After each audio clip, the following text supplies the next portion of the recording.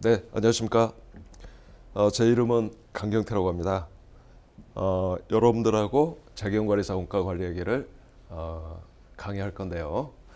자, 여러분들의 재경관리사 시험의 조속한 합격을 위해서 열심히 최선을 다해서 강의하도록 하겠습니다. 제가 원가관리 얘기를 오랜 기간 동안 강의를 해서 지금은 뭐 교재 없이도 처음부터 끝까지 그냥 분필만 가지고도 강의를 할 수준까지는 됩니다. 그래서 저를 믿고 따라오시면 될 것 같아요. 자, 이번 OT 시간에는 크게 두 가지 사항을 말씀드릴까 해요.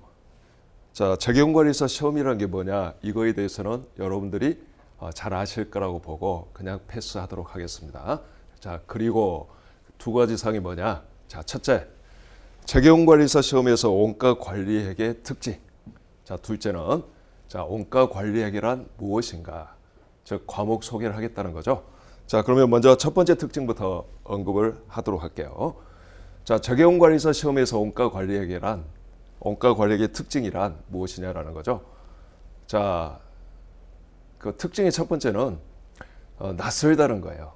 즉 처음 접해본다는 거예요. 무슨 말씀이냐면, 자, 재경관리사 전 자격증 시험에 회계관리 1급이라는 게 있죠. 회계관리 1급에서 여러분들이 재무회계와 세무회계는 한 번씩 보셨을 거예요. 자, 근데 재경관리사 시험 과목이 뭔가요? 재무회계, 세무회계 이외에 추가로 원가관리회계가 더 들어가죠. 즉 재무회계, 세무회계는 회계관리 1급에서 한 번 배우셨어요. 그리고 재경관리사에서 조금 더 심화된 내용을 배우시는데 반해 원가관리회계는 처음 배우신다는 거죠. 자, 그러다 보니까 용어와 개념이 굉장히 낯설죠. 자, 그래서 제가 강의할 때 용어와 개념에 대해서 충분하게 설명을 드리는 방식으로 강의를 할 겁니다. 자, 그 다음에 특징의 두 번째는 재무회계, 세무회계와 달리 원가관리회계는 계산형 문제 출제 비중이 높습니다. 자, 오히려 서술형 문제보다는 계산형 문제가 더 많아요. 자, 그럴 수밖에 없어요. 원가관리회계 과목 자체가 주로 계산을 위주로 하다 보니까 그렇습니다. 그래서 여러분들이 계산형 문제에 익숙해져야 된다는 거죠. 물론 계산형 문제를 잘 풀기 위해서는 충분한 개념 이해가 필요하겠죠. 그래서 개념 이해를 충분히 하시고 이해된 개념을 어떤 식으로 계산형 문제에 적용하는지 이 부분에 대해서 여러분들이 좀 관심을 가지셔야 됩니다. 자, 이렇게 재경관리사 시험에서의 원가관리의 특징 두 가지를 언급드렸어요. 자, 뭐라 그랬죠? 자, 첫 번째는 낯설다. 네, 낯설기 때문에 용어와 개념이 좀 생소하다는 거. 두 번째 특징은 계산형 문제 출제 비중이 다른 과목에 비해서 높다라는 거죠.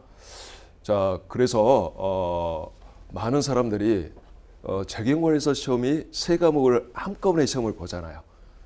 자, 각 문제당 40문항씩에서 세 과목이니까 120문항을 150분 만에 시험을 치는 거죠. 자, 그러다 보니까 한 문제당 약 1.2분 정도밖에 할애가 안 되는 거죠. 그래서 시간이 부족해요. 그러면 어떻게 되겠습니까? 서술형 문제는 시간이 별로 안 걸리니까 빨리빨리 풀고 계산형 문제는 좀 패스하려는 경향이 있겠죠. 그런데 원가관리회계는 계산형 문제 출제 비중이 높기 때문에 그렇게 패스하다 보면 결국은 꽈락의 위험이 있겠죠. 그래서 제가 원가관리회계를 강의 해설하기보다는 제 개인적으로는 재경관리사 시험에서 원가관리회계는 매우 중요한 과목이 아닌가 싶습니다. 자, OT 첫 번째 제가 설명드리고자 하던 재경관리사에서 원가관리회계 특징에 대해서는 설명을 드렸어요. 자, 그러면 이제 OT에서 가장 중요한 토픽인데, 자, 원가관리회계라는 게 무엇이냐라는 거죠. 자, 두 번째 제가 언급하고자 했던 거. 자, 요게 가장 핵심입니다. 자, 우리가 어떤 공부를 할 때 주구장창 처음부터까지 나무만 심으면 그 과목이 잘 이해가 되겠습니까? 그렇지 않죠. 많은 사람들이 언급하죠. 먼저 숲을 그려라. 숲을 그리고 나서 그 다음에 나무를 심어라. 근데 이것도 틀린 말이에요. 아니, 나무도 모르는데 또 숲이 잘 그려지지 않겠죠. 이게 적절하게 균형이 맞아야 되는 겁니다. 자, 근데 이렇게는 말씀드릴 수 있어요. 나무만 그릴 줄 안다라고 해서 공부가 끝나는 게 아니죠. 자, 공부가 다 끝나고 나서 전체 숲을 그릴 수 있어야 되고 그 숲에서 나무의 위치를 특정할 수 있어야 돼요. 무슨 말씀인지 아시겠죠? 자, 이 말은 무슨 말이냐? 세세한 내용도 중요하지만 세세한 내용보다도 전체 흐름, 전체 개간 이걸 할 수 있어야 된다는 거죠. 그래서 저는 공부할 때 가장 강조하는 것, 또 제가 공부하는 방식, 전체 숲을 항상 그리면서 공부를 하려고 했어요. 전체 숲을 그리면서 공부를 해야지만이 회독수가 짧더라도 그 과목에 대한 이해도와 그 과목에 대한 점수가 높다라는 걸 제가 느꼈기 때문에 그래서 자 지금부터는 이제 원가 관리 회계라는 게 무엇인가 이걸 설명하면서 자 우리 교재 목차와 연관지어서 자 전체 숲을 제가 그리도록 하겠습니다. 물론 아직 공부를 한 번도 안 해봤기 때문에 전체 숲이 이해가 안 되겠죠. 용어도 다 낯설고 모든 부분들이 다 낯설겠죠. 근데 한번 들어보세요. 아시겠죠? 그래서 이런 거구나. 그래서 우리 교재 목차가 이렇게 구성이 되겠구나. 자, 이런 식으로 느낌을 가지시기 바랍니다.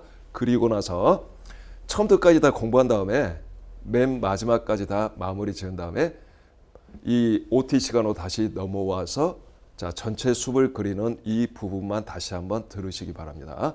그러면 훨씬 더 이해가 빠르겠죠? 자, 그러면 자, 먼저 이쪽을 좀 봐보실까요? 재경관리사에서 원가관리회계. 자, 원가관리회계는 원가회계와 관리회계의 두 개가 합쳐진 개념이죠. 그래서 우리 공식 시험 과목 명칭이 원가관리회계죠. 그래서 이걸 두 가지로 구별할 수 있어요. 자, 원가회계와 관리회계로 구별할 수 있다는 거죠. 자, 원가회계는 뭘 배우는 회계냐면 제조기업이 생산하는 제품의 원가 계산을 하고자 하는 회계다. 이렇게 말할 수 있어요. 제조기업이 뭐 이런 제품을 생산하겠죠. 자, 여러분들은 이 제품의 원가가 얼마인지 궁금하죠? 자, 이 원가를 계산하고자 하는 회계예요. 이게 바로 원가회계예요. 자, 그러면 관리회계는 뭐냐? 관리회계는 자, 여기에서 계산된 이 제품의 원가를 기업 내부에 활용하는 회계죠. 자, 경영자는 기업 내부에 여러 가지 경영 활동을 할 거예요. 자, 예를 들어 계획도 세우고 통제 활동도 할 거고 의사결정도 하겠고 또 기업이 수립한 전략을 잘 달성하려고 노력할 거예요. 자, 그러한 일련의 경영 활동에 경영자의 경영 활동에 자, 제품 원가 계산된 정보를 활용하는 회계가 관리 회계다라고 말할 수 있어요. 너무 간단하죠? 자, 그래서 여기서 그치지 않고 우리 교재는 없지만 제가 우리 교과서 목차하고 연관지어서 여러분들에게 전체 숲을 그리고자 제가 만들어둔 이 부분을 보시기 바랍니다. 자, 이 내용하고 그 다음 내용 요게 전체 숲이다라고 생각하시기 바라요. 그래서 우리는 이 전체 숲을 머릿속에 개간해서 띄울 수 있어야 되겠고 그리고 나서 나중에는 이 각각의 나무를 심을 수 있어야 되겠습니다. 자, 먼저 아까도 언급했지만 원가관리회계는 원가회계와 관리회계로 구별할 수 있죠. 자, 여기에서는 원가회계를 설명하는 거고 그 다음 슬라이드에서 관리회계를 설명할 거예요. 한꺼번에 보여주면 좋겠지만 이게 너무 부피가 크다 보니까 따로따로 좀 쪼개질 수밖에 없었어요. 자, 먼저 원가회계는 자, 먼저 이까지만 생각합시다. 요 아래는 생각하지 마시고 원가회계 오른쪽으로만 생각하시기 바랍니다. 자, 원가회계는 목적이 뭐냐? 한 가지밖에 없다. 제품 원가 계산을 하고자 하는 회계다. 자, 그러면 제품 원가 계산하는 방법들이 있겠죠. 제품 원가 계산하는 다양한 방법들이 있을 거예요. 바로 원가회계는 제품 원가 계산하는 다양한 방법들을 배우는 것이다. 이렇게 말할 수 있어요. 자, 크게 과거부터 있어 왔던 원가 계산 방법들, 바로 이걸 우리가 전통적 원가 계산이라고 말을 할 수 있고, 자, 비교적 최근에 도입된 원가 계산 방법이 있어요. 그게 바로 활동 기준 원가 계산이에요. 그래서 크게 일단 두 가지로 구별합니다. 먼저 전통적 원가 계산에 대해서 배우고, 다 배운 다음에 비로소 활동기준 원가 계산이라는 걸 배우시게 될까요? 자, 그러면 전통적 원가 계산이건 활동기준 원가 계산이건 자, 이 각각의 원가 계산 방법에 따라서 다음과 같은 원가 계산 방법들이 서로 즉 서로 또 이런 거죠. 그러니까 전통적 원가 계산에서 무슨 원가 계산 방법, 활동기준 원가 계산에서 무슨 원가 계산 방법, 이렇게 서로 짝지을 수 있다는 거죠. 따로따로 노는 게 아니라 짝지을 수 있다는 거예요. 자, 그래서 일단 이거 없다고 보시기 바래요. 활동기준 원가 계산이 없고 과거부터 있어왔던 전통적 원가 계산이다, 이렇게 생각하시기 바랍니다. 자, 그리고 이 원가 계산 방법은 매우 다양해요. 자, 이걸 우리가 이론적으로 다음 세 가지 주제로 구분해서 배우시게 될 거예요. 자, 기업의 생산 형태에 따라서 기업의 생산 형태가 뭐 예를 들어서 소량 주문 생산 형태일 수도 있고 또는 대량 연속 생산 형태일 수도 있어요.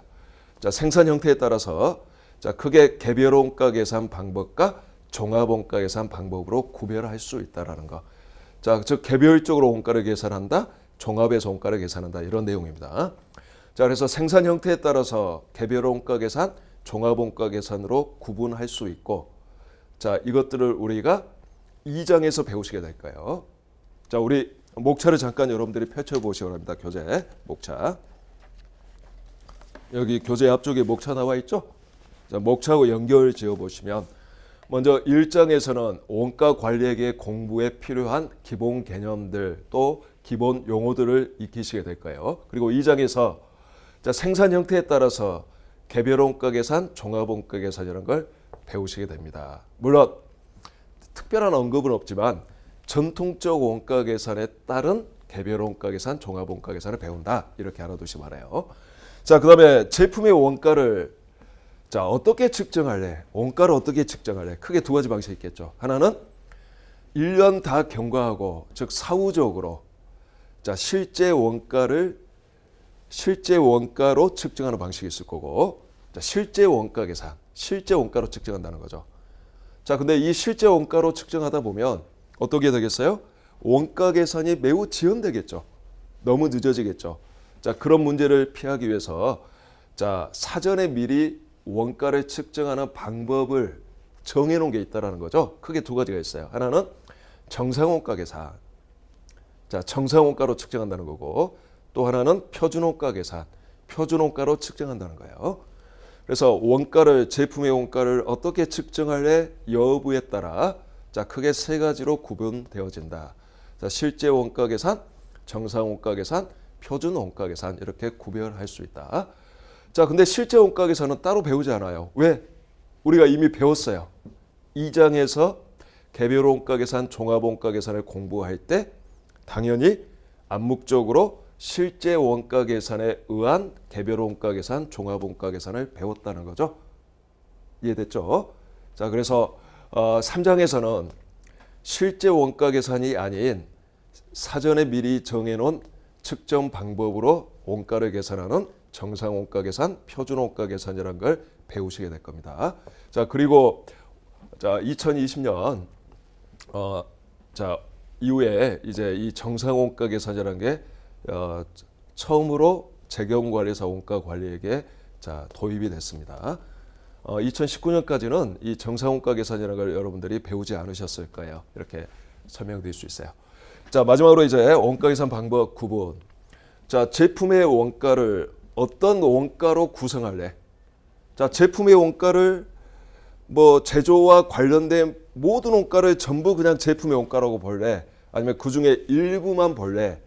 이런 제품 원가 구성을 어떤 원가로 할 거냐에 따라서 자, 크게 또 세 가지로 구별할 수 있다는 거죠. 자, 하나는 전부 원가 계산, 그다음에 변동 원가 계산, 초변동 원가 계산, 이렇게 구별할 수 있어요. 자, 근데 요거는 우리가 4장에서 배우시게 될 건데 4장에서 이 세 가지를 다 배우시게 될 거예요. 근데 전부 원가 계산은 이미 배웠어요. 즉 1장부터 4장까지는 아무런 말 없이 아직 이 개념이 안 나왔으니까 전부 원가 계산에 의한 개별 원가, 종합 원가, 실제 원가, 정상 원가, 표준 원가 계산을 배운 거예요, 여러분들이. 자, 그리고 이제 비로소 4장에서 자, 변동 원가 계산과 초변동 원가 계산이라는 게 등장하는 거죠. 전부 원가 계산이 아닌 다른 원가 계산 방법들을 설명하고 이거에 따라서 어떻게 원가를 계산할 거냐 이걸 배우시게 된다는 거죠. 자, 한 번 더 정리해 보면 생산 형태에 따라 개별적으로 종합적으로 개별 원가 계산, 종합 원가 계산. 자, 제품 원가 측정을 어떻게 할 거냐? 실제 원가로 할 거냐? 정상 원가로 할 거냐? 표준 원가로 할 거냐? 그래서 실제 원가 계산, 정상 원가 계산, 표준 원가 계산. 그다음에 제품 원가 구성을 어떻게 할 거냐? 제조 활동과 관련된 모든 원가 전부를 제품 원가라고 볼 거냐? 일부만 볼 거냐? 여부에 따라 전부 원가 계산, 변동 원가 계산, 초변동 원가 계산으로 구별할 수 있고, 자, 이들 원가 계산 구분은 따로따로 배우지만 결과적으로는 이 모든 것들은 다 연계된다는 거죠. 관련된다는 거죠. 즉 이런 거죠. 전통적 원가 계산에 의한 개별 원가 계산, 정상 원가 계산, 전부 원가 계산, 또 전통적 원가 계산에 의한 종합 원가 계산, 표준 원가 계산, 변동 원가 계산 이런 식으로 따로따로 존재하는 게 아니라 서로 같이 합쳐져서 존재한다는 거죠. 합쳐져서 따로따로 배우지만, 자, 여기까지 해서 일단 전통적 원가 계산 하에 다양한 원가 계산 방법들을 다 배우고, 그리고 이제 5장에서 이제 새로운 원가 계산 방법, 활동 기준 원가 계산 개념을 배우시게 됩니다. 물론 활동 기준 원가 계산도 전부 다 연계되지만 활동 기준 원가 계산은 가볍게 배워요, 여러분들이. 그래서 이 개별 원가 계산하고 연계해서만 가볍게 여러분들이 배우신다 이렇게 보시면 되겠어요.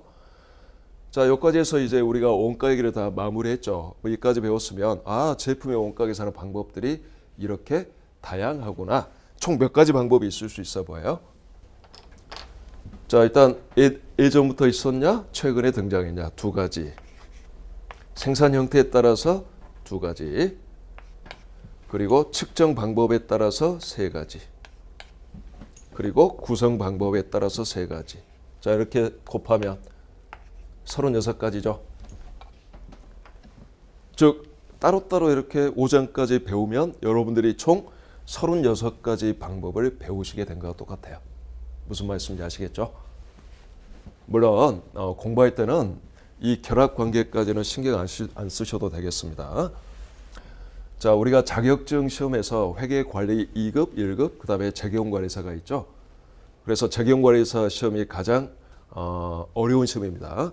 근데 이제 요거보다 좀 더 이제 어려운 시험이 세무사, 회계사 시험이 있는데 재경관리사 시험까지는 이것들의 서로 이렇게 결합 관계까지는 안 다루고 있어요. 그냥 따로따로 배우시고 시험 문제도 따로따로 출제가 된다고 보시면 되겠고, 이제 세무사나 회계사 시험 쪽으로 가면은 이것들이 결합되는 모습까지 공부를 하셔야 돼요. 그러니까 좀 더 이제 공부 범위가 심화되겠죠. 자, 참고로 그렇게 알아두시면 되겠어요. 자, 여기까지 해서 이제 원가회계를 배울 거고, 원가회계 약 범위, 공부 약 범위의 양이 50% 정도 될 것 같아요. 50% 좀 넘는 것 같기도 해요, 제가 보니까. 그래서 자, 여기까지 하고 시험 비중도 약 50%, 양도 약 50% 이렇게 알아두시면 되겠다. 자, 그러면 이제 원가회계를 배웠으니까 이제 여기서 계산되는 원가 정보를 기업 내부에 활용하는 관리회계로 이제 연결을 할 수 있어야 되겠죠. 자, 그러면 이 원가회계 아래에 원가 추정이라는 게 등장하죠. 그 다음에 관리회계란 말이 등장하죠. 자, 다음 슬라이드를 한번 봐볼까요? 여기에 똑같은 게 나오죠. 원래 이렇게 그냥 한 컷으로 배워야지 더 바람직한데 어쩔 수가 없습니다, 이건. 자, 그러면 이제 관리회계는 원가 정보를 내부에 활용하는 회계인데, 자, 그러면 이렇게 알아두셔야 돼요, 여러분들이. 원가회계는 제품 원가 계산하는 부서의 이야기를 하는 거예요.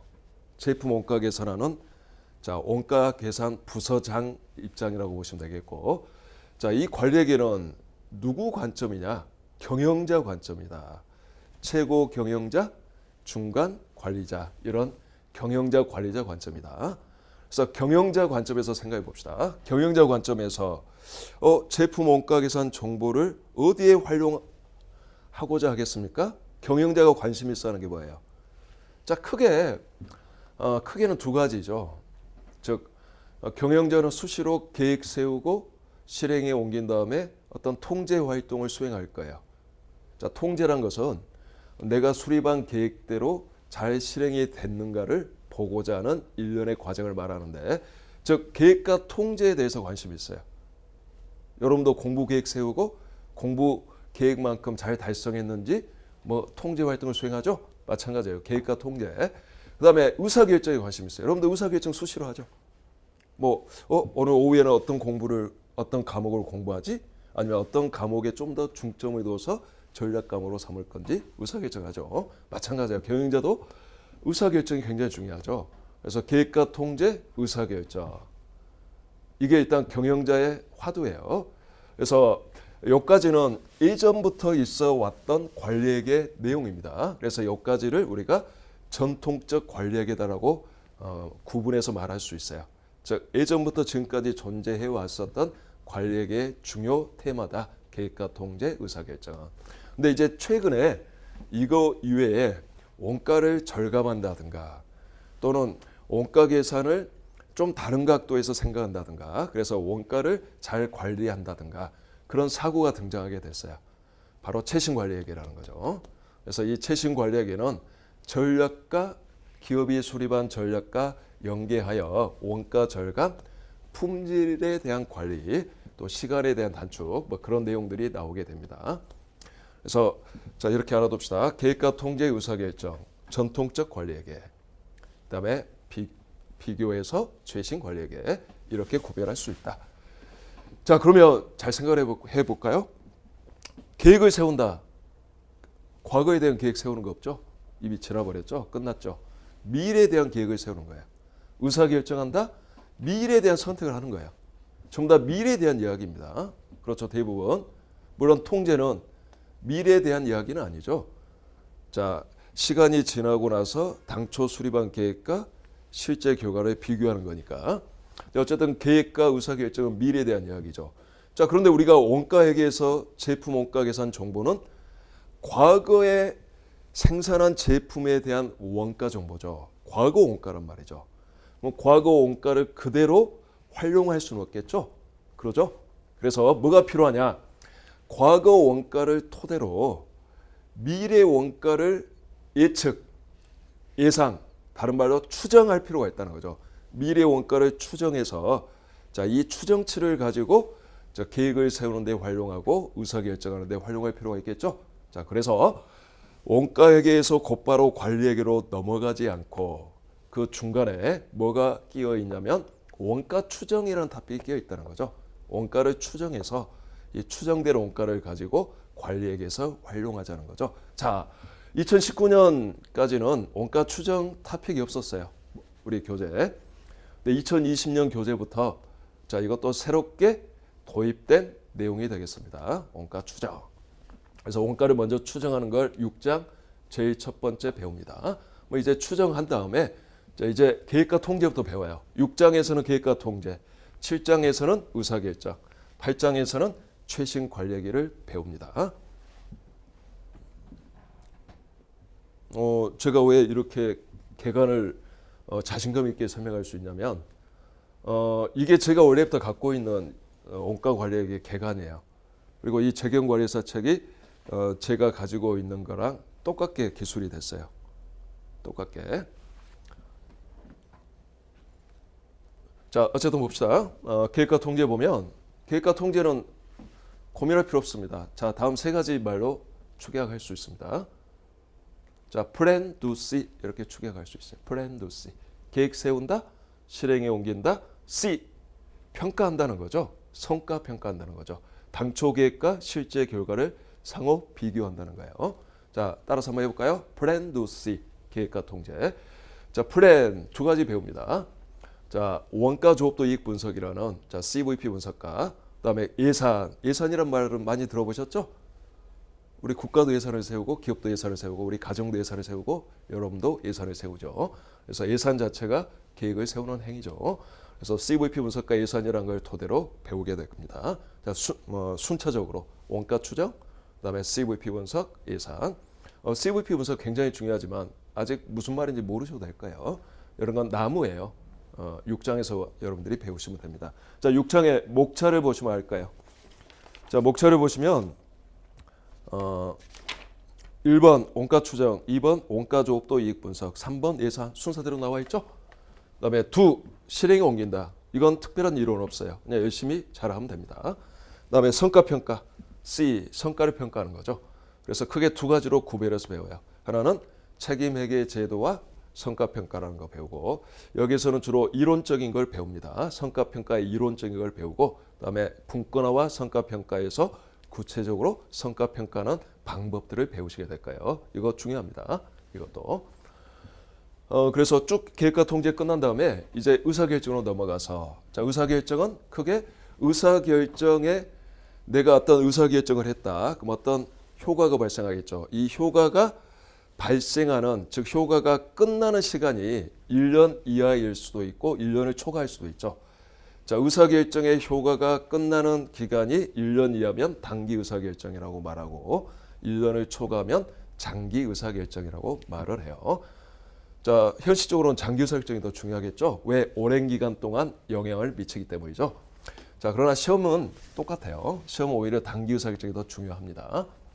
자, 이 단기 의사결정 7장에서 첫 번째 주제로 배우고, 그다음에 두 번째 주제로 장기 의사결정, 다른 말로 자본 예산이라고 하는데 이거 배웁니다. 그래서 의사결정은 의사결정의 효과가 단기에 끝나냐 장기까지 영향을 미치냐 구분해서 배운다는 거. 그래서 의사결정 끝나요. 그다음에 이제 7장의 맨 마지막에 보면 가격 결정과 대체 가격 결정이라는 게 있어요. 자, 요거는 왜 가장 마지막에 있냐면 의사결정 단기 장기랑도 연관이 있고, 또 이 통제 성과평가하고도 연관이 있어요. 자, 의사결정과 좀 더 밀접한 관련이 있지만 성과평가는 그런 개념도 필요한 내용입니다. 그래서 계획과 통제, 성과평가, 통제, 성과평가까지 배우고 의사결정까지 다 배운 다음에 맨 나중에 가격 결정과 대체 가격 결정을 배우시게 됩니다. 여기까지 배웠으면 이제 과거부터 존재해 왔던, 자, 전통적인 관리회계의 내용들을 배우시게 될 거고, 자, 여기까지가 훨씬 중요합니다. 시험에 있어서. 그다음에 이제 맨 마지막 8장에서는 자, 최신 관리회계라는 걸 배우는데, 자, 몇 가지, 이건 굉장히 이것도 범위가 많습니다. 그러나 우리 재경 관리사는 이 최신 관리회계는 매우 적게 배워요. 조금만 배웁니다. 그래서 크게 새로운 원가 관리 시스템, 자, 새로운 원가를 관리하는 시스템이 뭐가 있는지 그 중에 대표적인 거 한 세 가지 정도 배우시게 될 거예요, 여러분들. 그리고 그 맨 나중에 이제 새로운 성과평가 시스템에서 한 가지 정도 배우시게 됩니다. 그래서 여기까지 하게 되면 이제 원가 관리가 다 끝나는데, 잠깐만요. 다시 앞 페이지로 넘어가서, 자, 마지막 이제 정리를 합니다. 원가 관리회계는 크게 원가 회계와 관리회계로 구별한다. 자, 원가 회계는 다양한 원가 계산 방법들을 배운다. 여기에 나와 있는 것처럼, 특히 여기 슬라이드를 보시면 이렇게 노란색으로 표시되어 있는 거 있죠. 이 노란색으로 표시되어 있는 게 우리 교과서 목차 이름이에요. 알겠죠? 목차에 등장하는 이름들이에요. 그리고 이 하얀색 부분, 뭐 전통적 원가 계산, 실제 원가 계산, 전부 원가 계산은 목차에는 나오지 않지만 내용을 보면 군데군데 등장하게 됩니다. 그리고 실질적으로 내용상 나온다는 거죠. 자, 이렇게 해서 관리회계를 배운 다음, 원가회계를 배운 다음에 이제 관리회계로 넘어가는데, 넘어가기 전에 과거 원가를 토대로 미래 원가를 추정해서 사용할 필요가 있기 때문에 원가 추정이라는 걸 먼저 배운다. 관리회계 초입에. 그래서 원가 추정, 그다음에 계획과 통제, 의사결정, 최신 관리회계로 구별해서 각각 6장, 7장, 8장에서 배운다. 이렇게 말씀드릴 수 있어요. 자, 이제 중요도 표시를 좀 해보면, 원가회계는 실은 이 재경관리사 시험은 모든 이 주제들이 다 시험에 등장하고 있어요. 그래서 뭐 예를 들어 뭐 세무사나 회계사 시험은 뭐 중요한 테마, 그다음에 그렇지 않은 테마가 좀 구별이 되어지는데, 이 재경관리사 시험은 전반적으로 다 골고루 다 출제가 되고 있다고 말씀드릴 수 있어요. 근데 특히 이제 중요한 거 여러분들이 공부에 이해하는 데 있어서 이 종합원가 계산 중요합니다. 이 장에서 물론 여기에 나오지는 않지만 가장 중요한 장이 오늘 배우시게 되는 1장이다라고 말할 수 있어요. 왜? 1장이 기본적인 걸 설명하는 장이죠. 기본 개념 용어가 많이 등장하겠죠. 그래서 1장을 잘 이해하지 않고서는 이것들을 잘 이해할 수가 없습니다. 어쨌든 2장에서는 종합원가 계산이 중요하고 3장에서는 표준원가 계산이 매우 중요해요. 그다음에 4장에서는 이것들은 세 가지가 상호 비교식으로 공부가 되어지는데 특히 변동원가 계산이 좀 중요하다라고 말씀드릴 수 있어요. 자, 그다음에 이제 관리회계로 넘어가면 자, 관리회계에서는 요 CVP 분석 매우 중요하죠. CVP 분석.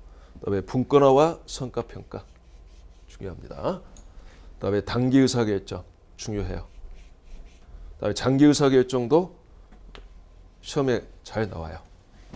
물론 이것도 나오죠 시험에. 그런데 이제 중요한 것만 표시하면 이렇게 4가지 정도 언급할 수 있을까요? 자, 여기까지 해서 OT 시간의 거의 대부분의 시간을 자, 원가 관리회계라는 게 무엇인가를 통해서 원가 관리회계 전체 숲을 그릴 수 있도록 제가 설명을 드렸습니다. 자, 이 부분은 다시 한번 끝까지 공부하신 후에 들어보시기 바랍니다. 자, 이상 오리엔테이션을 마치도록 하겠습니다.